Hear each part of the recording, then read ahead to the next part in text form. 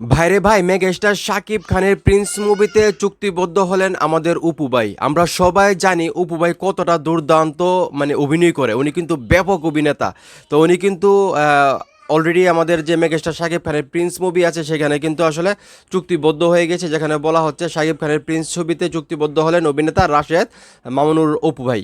তো অপু ভাই কিন্তু আসলেই খুব ভালো অভিনেতা, সেটা আমার নতুন করে বলার কিছু নেই, সেটা আপনারাই ভালো করে জানেন।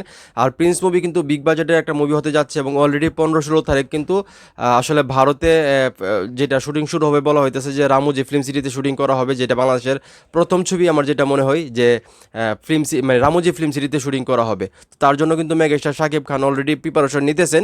সেই জায়গা থেকে এই মুভির কিন্তু প্রত্যেকটা আপডেট কিন্তু খুবই গুরুত্বপূর্ণ এবং খুবই ইন্টারেস্টিং, আমি যেটা মনে করি, কারণ প্রত্যেকটা আপডেটই কিন্তু বিশাল।